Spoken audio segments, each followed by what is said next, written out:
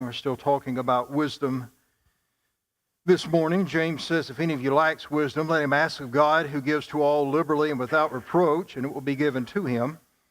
But let him ask in faith with no doubting, for he who doubts is like a wave of the sea driven and tossed by the wind.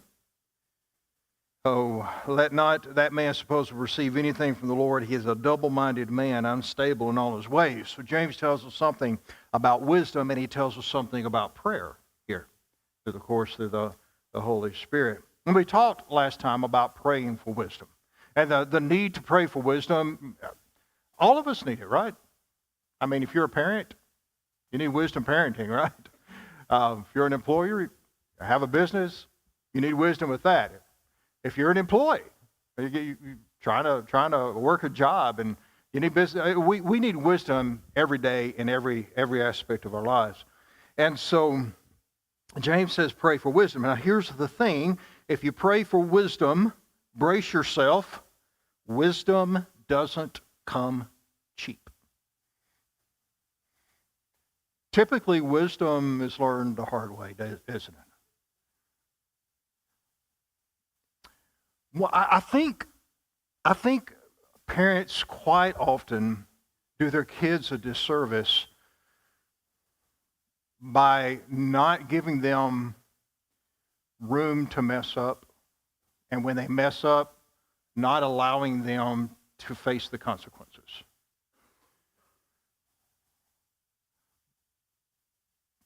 Some of the most important lessons I learned early on in life, I learned that way.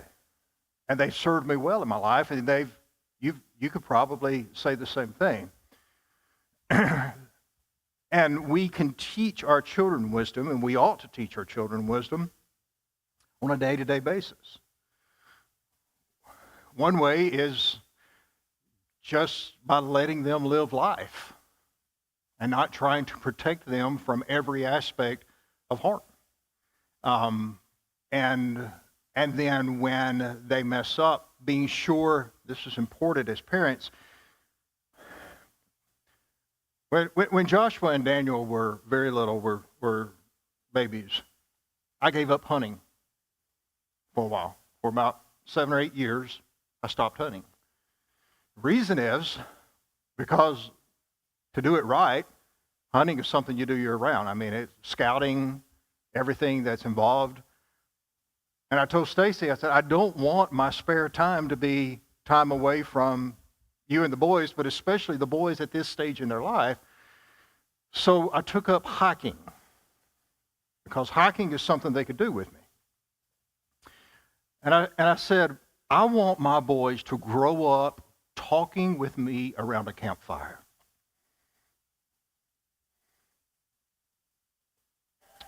Hardly a day goes by when my 22-year-old and almost 21-year-old don't call me, and quite often they're calling me asking me for advice.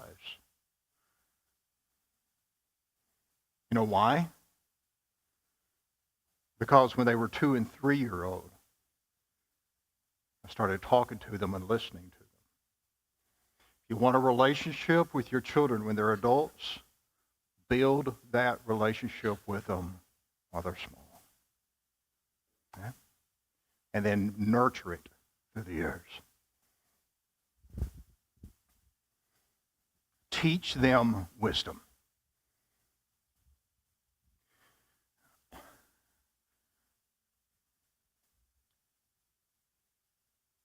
Praying for wisdom is something that if you do it and you're trusting the will of God and you're trusting Him to direct your paths,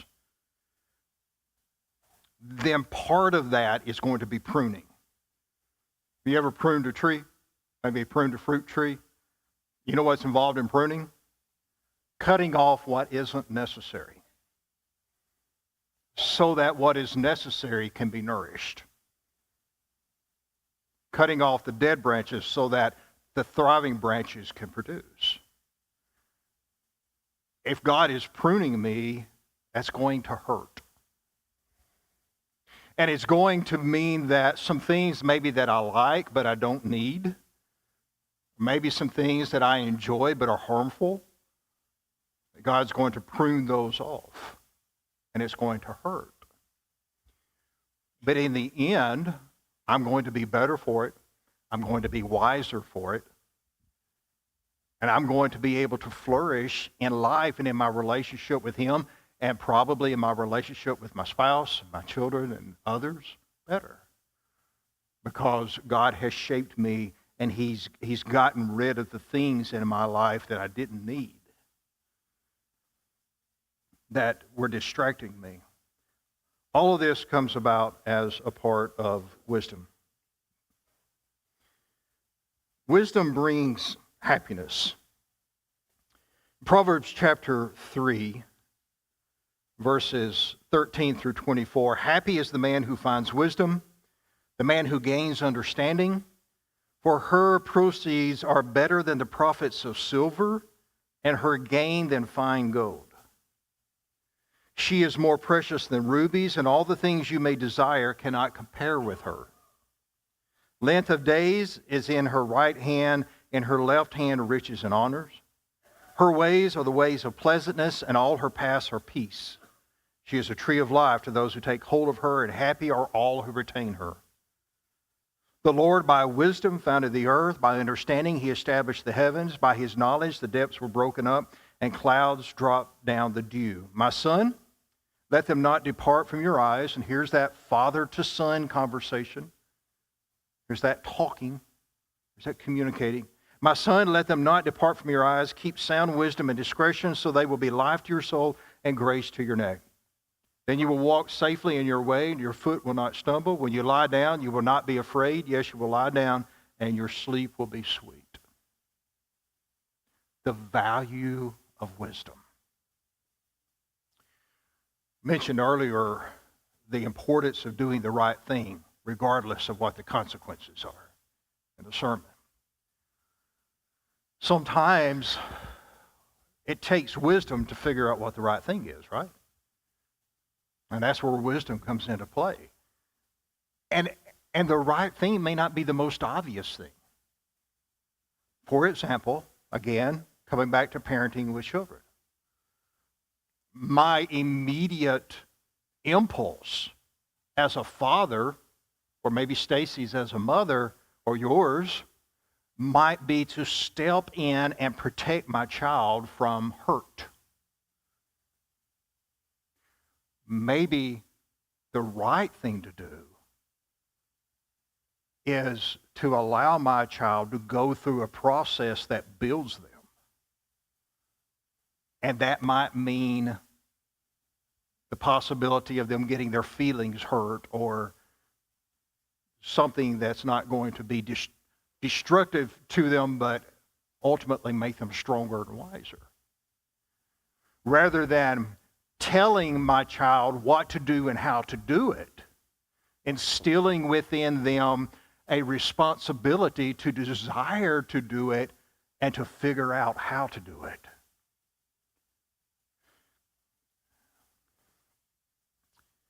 Maybe as a father, instead of either saying to my child, go do this chore, or never mind, I'll just do it myself because I want it done the right way,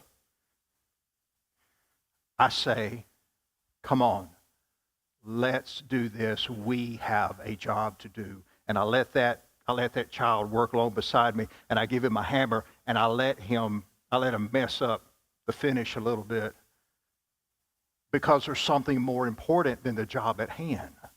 There's a lesson to be learned that will serve him well in his life. What am I doing? I'm teaching him wisdom, but I'm making wise decisions as a parent, not doing what maybe my impulse is to do, not doing what seems to fit the moment, but what has the greater result, what has the greater dividend as I'm investing in the growth of my child.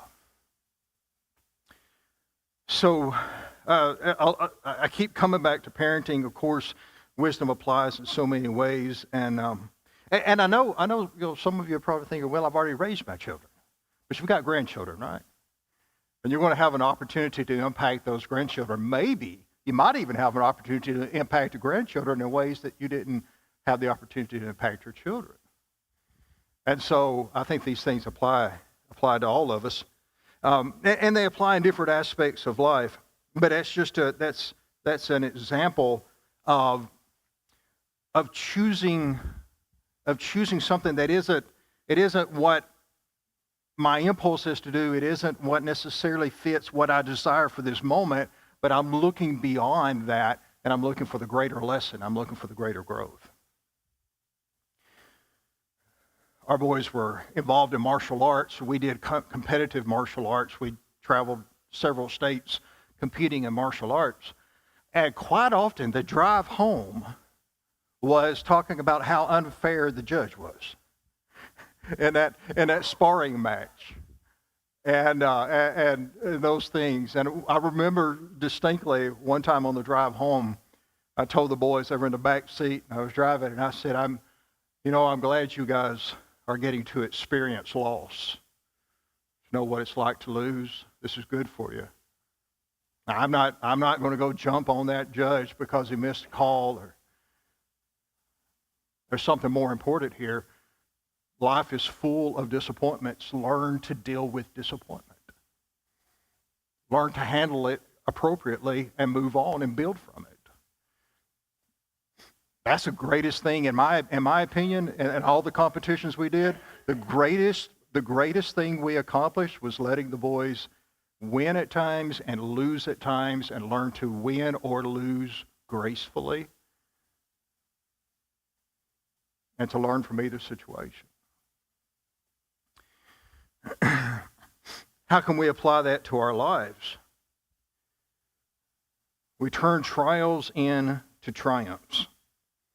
There are 4 imperatives here in James that we get in turning trials into triumphs. In James chapter 1, verse 2, "Now, brethren, count it all joy when you fall into various trials." Count. James chapter 1, verse 3, "Knowing that the testing of your faith produces patience." Know. Count and know. Count it joy. Look at the value of this moment. Look at the value of this trial. What are you facing? What is the hardship that you're going through? Now, count the value of that. Don't just look at the pain that it brings you. It's going to bring you pain. That's part of living. That's part of the process. The question is, how do you grow from it? How do you take that moment and count it joy? How do you get value from this moment? One word, that's a word I know my boys got tired of hearing me saying. Value. Okay? So, and I apologize, I'm talking about me parenting a lot. It's the closest parallel I can come to. But there were times when, like one time Daniel had some money, and he wanted to buy a game, one of these, anyway, pretty expensive game, and sort of how much I know about it, I don't even know what to call it. And he said, I'm thinking about buying this game. And I said, okay, well, it's your money. You earned it. You can spend it how you want to. But think of the value of what, think of the time that you put into earning that money, and how hard it was for you to earn, and the value of it. Now, how long are you going to get enjoyment from this game? Now, once you've considered the value of the money that you've earned and what you put into earning it and what you're going to get out of the purchase, you decide whether or not that's a good purchase. Now, a lot of times the boys will look at it that way, and they say, "Well, I just took all the joy out of it, But they learned value. They learned value, and so maybe when I'm experiencing something in life, I look at it and I say, this hurts. This isn't what I asked for, but I can look at it and I go, what's the value of it? I guarantee you, when you start looking for value in your life experiences, then your curses are going to become blessings. Your hardships that you face, they hurt, and they cause you pain, and I'm not dismissing that. But if you look at it as, what can I gain from this, then you always win. And you let those moments shape you and teach you, and you gain something from it. So you count it all joy, and you have the assurance of knowing that the testing of your faith produces patience. I know, and James uses the word know, knowing, I know that there is something in this moment that God can use to help me, that God can use to make me better, that God can use to prepare me. What is it? I'm looking for that. And then let, James chapter 1, verse 4, but let patience have its perfect work. Here's the thing. When I'm in a circumstance that is undesirable, I want it to end, right? I want it to stop. I want somebody to do something about it and stop it, and that's not necessarily a bad thing. But in the process, I need to let that process work out. I need to see what there is at the end of it. Okay? Let's just take, for example, maybe you're having a hard time at work. Okay? And you're struggling at work, and you want to quit. And quitting would be the immediate cessation of that problem. However, quitting might introduce many more problems into your life than your difficulties at your job are. What if you stick it through and you see it through and you let the process work out and you see what it results in, then you can make a better decision. One that is not impulsive, one that is not just gratifying your desire to end the trial, but is enabling you to grow through it. Then you can look at it and you can say, okay, I went through this moment. It was hard. It was tough. I'm through that now. What value does that have for me, and what value does continuing in this job have for me? Then you look at that, and instead of just acting impulsively, you're allowing wisdom to be built in you as you go through that. Now, that could be a job, it could be parenting, it could be school, you name it. Every aspect of life, we're going to be dealing with those things. Do we just quit because it gets hard? Maybe we need to. I'm not saying you don't need to at times. I don't really recommend quitting, but sometimes we need to change, of course. But maybe it's wiser to let that run its course, and having gone through it, look back at it and then say, okay, now that I'm through that, should I make the change I was considering earlier? Or have I found out that I'm really better off here where I am? That was just a rough spot. You see? And again, that goes through parenting. It goes every aspect of our life. That's wisdom, and that's the word let that we find in James chapter 1, verse 4. And then later we see it in verses 9 through 11. Let the lowly brother, glory in his exaltation. And in verse 9, so that is that process that's working. That's an important word. Let it be. Okay, just let it be for a moment. I don't know how many times my parents, my mother, I'd come home from school or whatever, I'm upset, but just let it be. It is what it is. Let it be. Move on. You'll get through this, and it's going to be okay. But at the moment, all I can see is how it's bothering me, it's upsetting me, it's hurting me, it's not what I want. I want to change course. What if I live my life not reacting impulsively, but acting in faith that God has a plan, and I want to let Him work His plan in me. And then last is ask. James chapter 1, verse 5. Let patience have its perfect work, that you may be perfect, complete, lacking nothing. If any of you lacks wisdom, let him ask of God. And that is to turn to God. Seek His wisdom, seek His solution, and then pray this very, very powerful, very, very hard prayer, one of the hardest things you'll ever pray in your life if you really mean it and you really live it, and that is, let thy will be done. You're asking God to work his will in your life and you're trusting him. You say, let thy will be done. And then you see what God has in store for you. Thank you for your attention. We'll move on to verse 9 and following next time.